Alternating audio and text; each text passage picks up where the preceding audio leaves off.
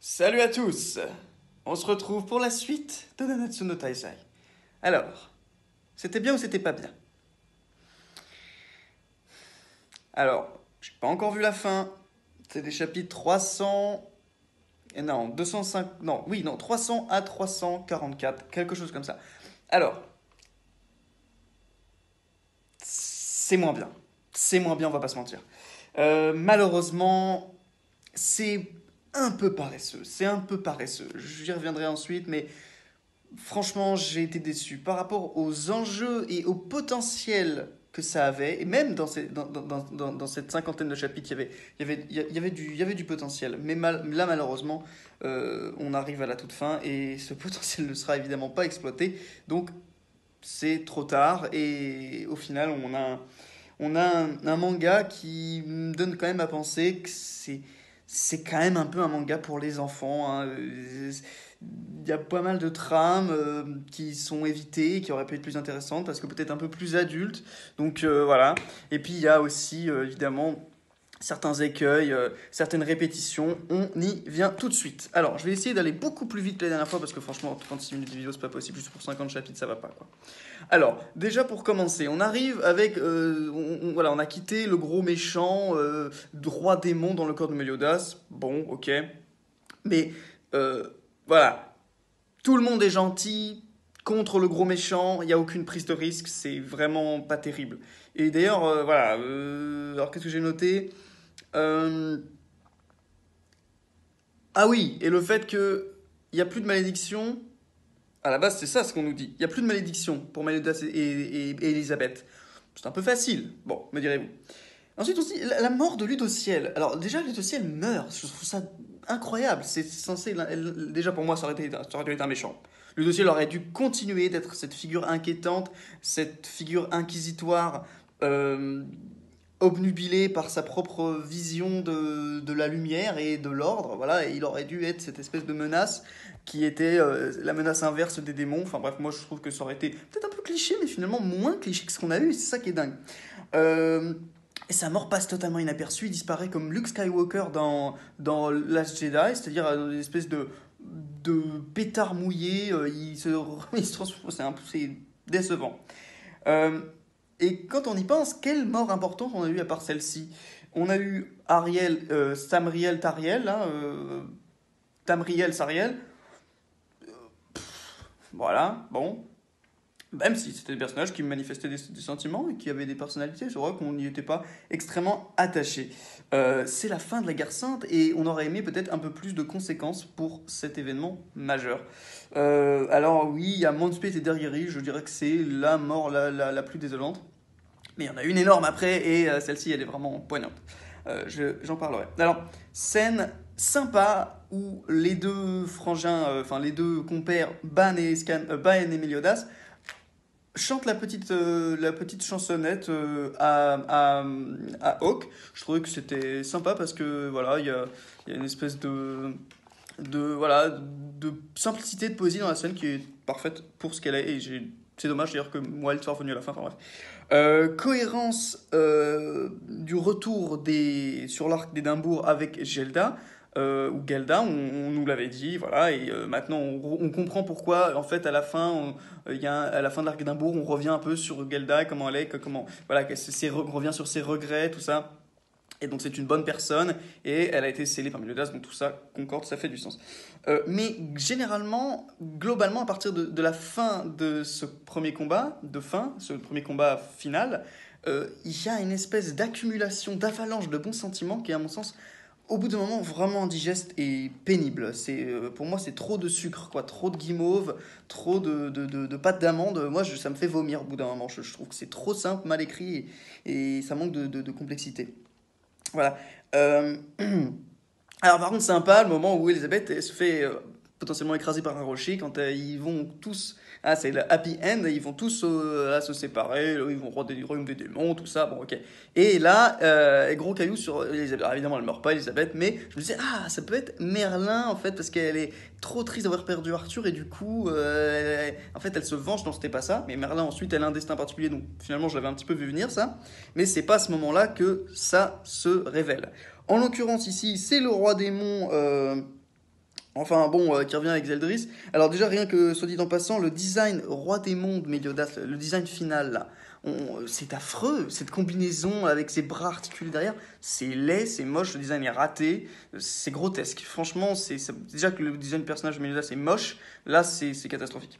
Ensuite, bah, faut vraiment que j'avance. Alors, grand méchant, Zeldris grand méchant, ça tourne en rond parce qu'on sait déjà qu'il va redevenir gentil, parce que on sait que Gelda est revenue. On sait qu'elle a été, elle a été libérée du sceau. Du coup, on sait très bien que les deux vont se retrouver à la fin. Donc on sait déjà l'issue du combat avant même qu'il ne commence. Escanor est en train de crever, on le voit tousser dans sa main. Et en fait, je me suis toujours demandé, mais en fait, au lieu de demander le pouvoir du soleil, pourquoi est-ce que, vu que Ariel, Sariel, Tamriel et je sais plus quoi, l'île au ciel, là, ils sont morts les trois, pourquoi est-ce que finalement les grâces, puisqu'on sait que les commandements et là, ils survivent à leurs démons, pourquoi les grâces pourraient pas être rendues à un humain qui s'est montré quand même digne d'une grâce pendant une grande partie de sa vie? Donc moi j'aurais bien aimé, tu vois, qu'on puisse voir Escanor avec un nouveau pouvoir. Ça aurait pu être intéressant. Euh, alors, quelque chose d'assez beau, la double page des souvenirs des amis de Meliodas, c'est généralement des choses auxquelles je suis pas très sensible parce que je trouve que c'est un petit peu forcé. Genre, puis d'ailleurs, il n'arrête pas de dire ça, oui, mes amis, je vous protégerai. Au bout d'un moment, j'en pouvais plus de ça. Mais au moins, là, on a une belle page, ça nous touche parce qu'on revoit des événements qu'on a vécu il y a quelques centaines de pages, donc ça fait plaisir. Euh, mais voilà, ensuite qu'est-ce qu'on a d'autre? Alors, Indra, encore un monstre. Cette fois-ci, c'est pas si inintéressant que ça, parce que c'est vraiment un monstre, et pour le coup, ça nous donne un peu plus d'informations sur quelque chose dont on avait déjà parlé. C'est-à-dire, on avait déjà vu la forme Indura de Mountspirit et tout ça, là. Et c'est vrai que là, en plus, c'est un monstre. Enfin, ça nous donne d'informations sur le lore des démons, donc je trouve ça intéressant. Ensuite, on a souvent on revient en fait sur Lyonès avec les chevaliers sacrés. Et ça va être un leitmotiv assez récurrent. C'est que leur seule possibilité d'agir maintenant, c'est d'aider les civils, tout ça. Et les trois connards, là, Gilthunder, Hauser et Egriamor, ce sont des clowns. Ils ne servent plus à rien dans l'histoire. Ils n'ont plus aucune influence sur le cours des événements. C'est terrible à voir. Et le pire, c'est vraiment Gilthunder, parce que Gilthunder, c'est un peu une sorte de Byakuya, vous voyez, de Natsuno Taizai. Ce mec au début si froid et qui paraît si méchant et vraiment, un des antagonistes du premier arc, qui devient ensuite un allié pour nos amis, mais qui n'a aucun destin dans l'histoire. Il n'a aucun destin à part d'être le énième mec qui est amoureux de la énième meuf. Et voilà, c'est un tropisme qu'on retrouve partout dans Nanatsu no Taizai, et c'est un peu pénible. Euh, Ensuite, alors, Escanor qui revient pour se battre pour ses amis et vraiment se sacrifier. Là, au moins, au lieu d'avoir juste un discours, on a des faits. C'est-à-dire qu'on le voit vraiment dans sa forme toute maigrichonne se faire démolir. Et je trouve que c'est extrêmement poignant. On a du mal pour lui, on souffre. Et c'est très triste, on a de la peine. Et donc ça marche vraiment bien parce que c'est visuel et que ça a des conséquences réelles sur son corps. Euh, alors, par contre, quelque chose qui est extrêmement énervant et qui intervient aussi tout le temps à la fin qui intervient tout le temps à la fin dans cette fin d'arc, c'est que Meliodas reçoit constamment des éloges de tous les côtés, de tout le monde. Et là, j'ai envie d'être vulgaire, mais vraiment, de tous les côtés, ils sont tous en train de le pomper tout le temps. Meliodas-sama, tu es si beau, tu es si fort. Regardez, son pouvoir dépasse les 300 000 d'unités, de Duriki, de je sais pas quoi. J'en peux plus. Je n'en pouvais plus à chaque fois. C'était pénible tout le temps. Vraiment, cette façon tout le temps de se mettre comme ça devant les gens, là, Meliodas. En plus, ce mec n'a pas d'expression, ça n'a jamais évolué, ce type, putain, mais il est tellement lisse ce personnage et vous voulez tout le temps nous le refoutre dans tous nos plats. Au bout d'un moment, je veux dire, j'en peux plus. Je ne peux plus de c'est sans goût. Donc, c'est vraiment chiant. Ouais, Meliodas, il est beau, il est fort, il est gentil, j'en pouvais plus. Vraiment, j'en pouvais plus. Le retour des 7 péchés capitaux après qu'ils aient vaincu la bête, c'est pas mal parce que ça intervient plus tôt qu'on ne l'imagine, donc c'est un peu un effet de surprise, c'est pas mal. Moi, je pensais que les 7 péchés capitaux, ils auraient ce gros combat parallèle à celui du Meliodas contre le roi démon. Donc voilà. Le roi démon lui-même, il est beau. Il a un putain de design, il est très beau avec les ailerons, voilà, les épaulières, ailerons, la gueule avec la barbe, tout ça très très très imposant, assez effrayant, je dois dire. Mais il n'est pas pour autant plus intéressant que ça en tant que personnage. Voilà, il reste très cliché. Retour des scanners en beauté, magnifique, qui on sent prêt à donner sa vie, et qui est toujours un personnage très jouissif, donc voilà. Qu'est-ce que je disais ensuite, ah oui, enfin un vampire en action depuis Édimbourg. Donc on voit Gelda qui vient mordre le cou du roi démon, parce que c'est une chose. Et puis on la voit se régénérer, donc voilà, on a un petit aperçu du pouvoir des démons, ça fait toujours plaisir. Des vampires, pardon. Euh, Par contre, quelque chose qui m'a vraiment énervé, c'est Gelda qui parvient à trouver, à déceler le vrai du faux parmi tous les clones de Zeldris. En vertu de quoi, hein? Grâce à quoi elle parvient à trouver, à démêler le vrai du faux?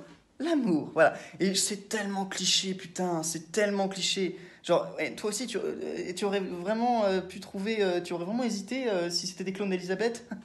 D'ailleurs, c'est quelque chose qui est déjà arrivé dans l'animé, enfin, par le passé, dans le premier arc. C'est marrant, ça fait écho à cette scène. Par contre, c'est mauvais. Au moins, dans la première scène, c'était marrant parce enfin, il y avait eu un petit truc marrant avec cette scène entre Meliodas et Elisabeth, tandis que là, c'est juste ah ouais, mon sang on n'a pas envie de donner d'explication, on va juste dire l'amour. Et au bout d'un moment, ça devient un outil scénaristique, l'amour, dans cette histoire qui est très pénible parce que du coup, ça décrédibilise, ça décrédibilise l'amour et ses rapports entre personnages. Quand ils sont utilisés de cette manière aussi euh, voilà, aussi paresseuse, je dirais, ça n'est plus intéressant.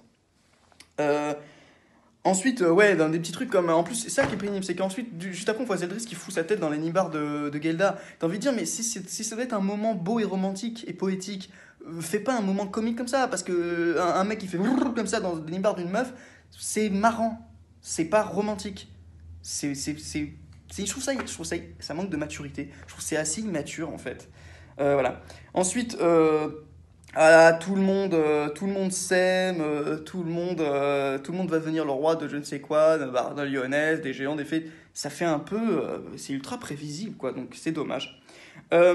Ensuite, pareil, on revient sur ce même phénomène d'écriture, c'est que Elisabeth, tout comme Meliodas, deviennent des espèces de Marissou, Garistou, que tout le monde aime, qui sont tout le temps la cible de mille éloges, de mille louanges de tous les côtés.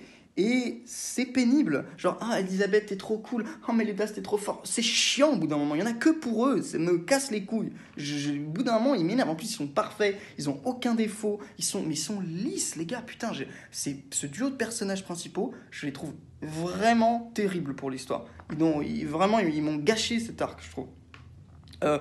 Euh, un petit truc aussi, j'ai dit que j'aimais bien la relation Diane-King, mais c'est vrai qu'on a très souvent vu que King aimait Diane plus que tout, et on voit les différents niveaux de son amour, les différents parcours, du petit garçon amoureux qui ensuite devient un peu plus un homme, puis ils se rapprochent les uns les autres, ils partagent leurs sentiments. Mais le truc c'est qu'on n'a jamais, enfin, à part dans le petit flashback, c'est vrai, où on voyait que Diane aimait King, mais en fait, Diane a un côté un peu écervelé, et du coup on n'a jamais vraiment vu... Moi je trouve que quand elle dit oui, King je t'aime à fond, je trouve que ça manque un petit peu de valeur, cette parole-là dans la bouche de Diane. Je trouve que c'est souvent un petit peu... c'est moins chargé émotionnellement. Je trouve que c'est... Comme elle est tout le temps décrite comme une petite fille, au bout d'un moment, dans ces moments plus sérieux, eh ben, on n'y croit pas vraiment. C'est un peu le prix à payer de son caractère. Même si je la trouve sympathique, Diane, en vérité. Alors, ah oui, une question. Par contre, pourquoi le corps d'Escanor, c'est le seul qui... Enfin, visiblement, Maël ne supporte pas la même, voilà, n'a pas la même conséquence sur son corps. C'est un archange, mais il ne grossit pas à midi. Il ne devient pas un espèce de géant de titan musclé. Pourquoi c'est juste Escanor? Est-ce que c'est parce que c'est un humain et que du coup, ça se manifeste comme ça dans son corps d'humain? Peut-être, c'est peut-être ça. Mais enfin bon, ça va pas être trop. Je crois pas que ça a été expliqué. Alors ensuite, choc des titans ultimes, roi démon versus Escanor, full zénith puissance ultime. Et ça m'a plu, si vous voulez. C'est le choc des titans. Ah là, c'est le combat des chefs. Mais est-ce que c'est pas un peu creux? Est-ce qu'on n'aime pas ça juste encore une fois parce que c'est un déchaînement de puissance et que c'est sympathique à regarder? Mais au fond, est-ce que ça a à ce moment-là de la valeur? Mais là où ça en prend juste après, c'est quand on comprend l'intention des scanners de se sacrifier, qui là est magnifique. Et là, on retrouve quelque chose de poignant et voilà, de consistant. Là, il y a quelque chose, là, il y a de la valeur, il y a quelque chose, et il y a de la tension. On n'a pas envie de le voir disparaître à ce moment-là, Escanor. Eh oui, on comprend que là, potentiellement, on peut le perdre. Alors ensuite, le monstre final, alors, encore une fois, vous connaissez mon opinion là-dessus, voilà, pour moi, c'est pas très intéressant, donc bon. Et puis, l'ambiance générale, quand même, vachement feel good. C'est-à-dire que très vite, outre le sacrifice d'Escanor, très vite, il n'y a pas de tension en fait. On les voit tous faire leur position un peu d'Avengers. Là, ils sont tous les uns à côté des autres, ils font comme ça avec leurs armes. Et on se dit, ouais, bah, ils vont gagner, quoi. Ils gagnent. Et là, voilà, ils vont jusqu'au bout. On se dit, ah, mais non, mais ils gagnent. Ouais, bah ouais, ils gagnent. Et Zeldris est sauvé, voilà. Est-ce que vous aviez eu à un moment le moindre doute que ça allait pas être la seule issue possible? Voilà, c'était comme ça que ça devait se terminer de toute façon. Autre chose, bullshit numéro 999 000 de Merlin, le power limit break, je sais pas quoi, je sais pas si ça avait déjà été introduit dans l'œuvre, mais enfin bon, ça pour le coup, je trouve que c'est. De toute façon, ça n'a même plus d'intérêt parce que les Seven Deadly Sins sont tellement plus pétés que tout le monde que à quoi ça sert de nous dire qu'ils sont encore plus pétés? De toute façon, ils sont pétés. Ils sont bien trop puissants aujourd'hui pour que, par rapport au monde dans lequel ils évoluent, leur force soit quantifiable et compréhensible. Aujourd'hui, de toute façon, à la fin du manga, ils sont tellement puissants que... Bon, voilà. Et le roi démon crève avant que j'ai pu avoir le temps de le détester en tant que personnage. Donc pour moi, ce méchant est un échec total. Le combat n'a pas de saveur et ça n'est que du spectacle pour moi. Du spectacle Michael Bay, hein, ça pète de partout, ils sont tous là.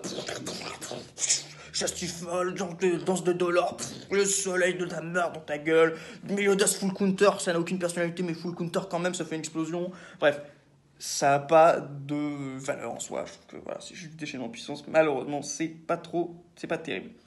Euh, Puis trop d'images de poseurs à la Avengers, comme je vous dis, au bout d'un moment, surtout Meliodas, c'est toujours comme ça. Ouais, chiant. C'est pas intéressant. Alors, une théorie intéressante, c'est fin des Lumières, fin de l'ère des Ténèbres et des Lumières, donc une fin un peu fin de la vision dichotomique de la vie. Extrêmement, on en reparlera à la fin, mais c'est très réminiscent de Bleach et de la fin de Maggie également. Hein. C'est ce genre de personnes qui veulent aplatir les valeurs, enlever la vie et la mort, mais du coup ça enlève beaucoup de choses comme le courage, comme voilà, le désir, la volonté de protéger, tout ça. Bah, évidemment, s'il y a plus de mort possible, on n'a plus envie de protéger ses amis parce qu'ils ne risquent plus rien. Voilà. Merlin et Scanor, pour moi, c'est... Alors oui, cette théorie, je ne l'ai jamais abordée en profondeur comme je viens de le faire, en fait. C'est juste dit comme ça. Mais par contre, on a quand même... Je pense que quand même la réussite de cet arc final... Et j'ai parié sur le bon poulain, finalement. C'est quand même Escanor, parce que outre le fait qu'il soit si jouissif, ce personnage... Outre ce fait-là, sa relation avec Merlin, je me suis trompé. C'est pas un happy end du tout. C'est quelque chose de très poétique. C'est quelque chose d'unique. On n'avait jamais vu ça, c'est nouveau. Une relation, pardon, une relation qui n'aboutit pas. Une relation qui n'aboutit pas, qui ne peut pas avoir une issue, une issue heureuse. L'un meurt, l'autre lui avoue qu'elle ne lui rend pas ses sentiments, mais qu'elle lui fait ce baiser d'adieu, qui est quand même magnifique, avec ce baiser brûlé qui lui donne cette... Alors on aime ou on n'aime pas, ça lui fait un peu un dessin de loin, on dirait un peu Calendar de 3 jours. Mais au fond, quand même, l'idée est là, c'est assez beau, et je trouve que c'est chouette, c'est couillu d'avoir laissé Scanor partir. C'est un des personnages les plus populaires, et on le laisse partir. Voilà, il a accompli sa tâche dans le manga. Son petit flashback nous le rend extrêmement touchant. On a moi j'ai énormément de compassion pour ce petit bonhomme qui détruit tout sur son passage, qui essaye d'être aimé mais qui n'y arrive pas parce qu'il a en lui quelque chose, il a reçu en lui quelque chose qui dépasse complètement l'entendement humain. Et du coup, je trouve que c'est parfait d'un seul coup quand il se transforme en cette espèce de bête monstrueuse de vertu et de lumière, mais qui finalement fait peur à tout le monde. Il y a un paradoxe là-dedans qui est chouette. Il retrouve du coup chez les 7 péchés capitaux une espèce de famille qu'il avait perdue. C'est pas ultra inventif non plus, mais ça fait plaisir et ça lui donne beaucoup de profondeur et ça en fait un personnage complet, donc ça fait plaisir. Ensuite, bon, retour de Viviane assez osef, faut bien le dire. On s'en fout complètement, mais il faut le mentionner, je suppose. Bientôt 20 minutes, putain. Réveil d'Arthur, pour moi, cohérent. La résurrection d'Arthur est pour moi quelque chose de très cohérent, puisque pour moi c'était un des éléments, c'était un des pilier du futur de Lyonès, on nous l'avait présenté comme ça. S'il était mort, pour moi, s'il avait vraiment été l'une des grandes pertes de la guerre sainte, pour moi, sa mort aurait dû avoir encore plus de conséquences. Vous voyez, c'était en mode, ah oui, on est surpris, finalement, ce type qui était censé représenter l'avenir ne sera plus là, demain, voilà.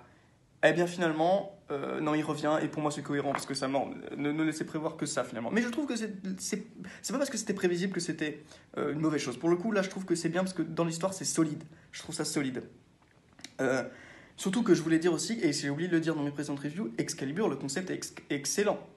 Excellent. Le fait qu'il puisse revivre les différents possesseurs, ça me fait penser à Donjon, vous voyez, pour ceux qui connaissent, avec l'épée du héros, là, je sais pas quoi. Du coup, qu'un héros de jadis apparaisse émouvant, je le connaissais.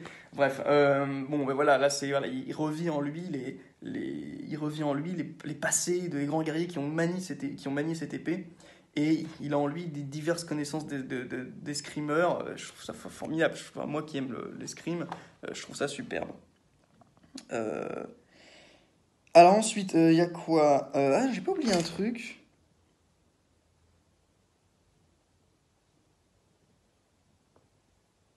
Si, si, le fait que Cusack et Chandler sont revenus pour un petit temps. Oui, bah en fait, je trouve ça bien. Chandler qui se fait tuer, enfin. L'autre, il se pouvait pas se piffer puisque l'un et l'autre voulaient défendre leur protégé. Donc voilà, bon, c'est juste un petit détail comme ça. Allez, on s'active. Et encore une fois, voilà, ce qui est vraiment chiant, c'est que, alors, ce qui est bien avec le passé de Merlin, qui nous est révélé, c'est que bah, ça lui donne du corps, enfin, ça lui donne des motivations. On comprend un peu mieux ce qu'elle est, cette espèce de figure neutre, qui elle est pour le chaos, pour un monde libéré de l'archétype bien-mal, quelque chose qui est intéressant. En revanche, putain, bordel, encore une autre qui est amoureuse de Méliodas, mais c'est pas possible. Mais je veux dire, l'auteur, c'est lui aussi amoureux de Méliodas à ce niveau-là. Non mais il a zéro défaut, Méliodas, et en plus de ça, tout le monde le kiffe. Moi, vraiment pour moi, ça m'a dégoûté du personnage pour la fin du manga. Là, il pouvait crever, je m'en branlais, vraiment. Vraiment. Non, non, pire, non, parce que ça aurait pu lui donner de la valeur, donc non, non, même pas. Genre, qu'il disparaisse, qu'on n'en parle même plus. Vraiment, c'était pénible. Il y a encore un autre qui est là. Ah, Méliodas. Méliodas, j'en pouvais plus, vraiment, ça me saoulait tellement. Donc voilà. Théorie du chaos. Voilà, que le chaos est incarné de la meilleure façon par les humains. Je trouve ça intéressant. On a les anges, les démons, puis on a les humains qui sont une espèce de bordel, qui font un peu tout et n'importe quoi. Je trouve ça bien. Parce que ça montre la grande liberté des humains. Et autre chose un peu marrante, c'est que les géants, finalement, c'est des merdes. C'est des déchets, c'est des déceptions. C'est le mauvais fils, vous voyez, qui a mal tourné. Mais bon, ça fait référence évidemment à la mythologie grecque avec les divinités primordiales qui ensuite ont des enfants, les géants, les titans, enfin, vous comprenez. Voilà. Le plan secret de Merlin, ça c'est quelque chose d'intéressant. Enfin un revirement intéressant après celui de Maël. Là j'ai trouvé que c'était pas mal, qu'on était appelé à tourner les pages. Là j'étais tenu en haleine un peu. Là ça me donnait envie. Donc ça c'était chouette. Mais ça intervient un peu tard. En fait, pour moi, peut-être que voilà, on a des enjeux comme ça, genre le fait que les anges soient pas forcément très gentils, c'était un premier enjeu. Ensuite, Maël, l'ange déchu, c'était un deuxième enjeu pour moi. Ensuite, tout ce qui tourne autour de Merlin, des individus un peu à côté dans les Sins, comme on a donc Escanor d'un côté, on a Merlin aussi, avec peut-être voilà, qui est très secrète, avec le mystère autour de ses intentions. Ça c'était excellent. Et enfin, on a du drama, parce qu'il y a de la trahison parmi les Sins. Enfin, on y croit, parce que quand c'est Méliodas qui revient en mode j'ai les sourcils foncés, je suis méchant, on ne croit pas une seule seconde. Vous voyez, on sait très bien que c'est pour faire un truc gentil à la fin. Alors que là, Merlin, je me suis posé la question. Je me dis, ouais, c'est vrai, elle est quand même un petit peu diabolique, cette nana. Enfin, elle est retors, donc pourquoi pas. Ensuite, Maman Hawk, oui, c'est le chaos. Bon, je suis un peu triste parce qu'elle était marrante, après, je m'en fous. Honnêtement, c'est pas un personnage. Maman Hawk, elle a aucun dialogue, rien. Bon, voilà. C'est juste, je suis triste de plus l'avoir, voilà. Bon. Ensuite, alors, on arrive sur un truc bizarre, cette espèce de deuxième fin, où on se bat finalement contre cette espèce d'entité du chaos, d'espèce d'esprit du chaos, qui est ce chat Cat, Paris, là, qui est la transformation, la métamorphose du chat boule qui accompagnait tout le temps Arthur, et qui devient cette espèce de fauve terrible qui revient tout le temps pour bouffer. Et là, ça, je trouve ça pas mal parce que ça fait référence aussi au chaos mythologie grecque, qui est là, qui est juste une masse informe de désir, de créer, de création, mais qui est un bordel sans nom. Et ça se manifeste également dans les environnements graphiques qu'on voit. Et graphiquement, c'est intéressant parce que ce soit ce que fait Arthur ou ce que fait ce chat, on a une espèce de distorsion totale de la réalité qui crée des espèces d'environnements architecturalement complètement, avec une symétrie complètement changée, avec des perspectives et des proportionnalités complètement alambiquées dans tous les sens. Donc ça, je trouvais que c'était très intéressant à exploiter. Malheureusement, c'est pareil, ça aurait peut-être pu être un arc voyez, là, on a l'impression que c'est balancé à la toute fin, comme ça. Enfin, bref. Donc, c'est dommage.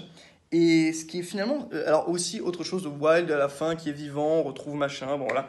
Petit passage aussi plutôt bien, où d'illusion, on voit les Seven Deadly Sins à la 3000 ans plus tard, il y en a plein qui sont morts, on voit Elisabeth qui est toute, on voit Elisabeth qui est vieille, tout ça, qui va mourir. Il y a quelque chose d'assez poignant là-dedans, et c'est un sentiment que j'ai retrouvé quand on les voit tous, voilà, prendre leur propre chemin à cette intersection de rues, et c'était réussi pour le coup.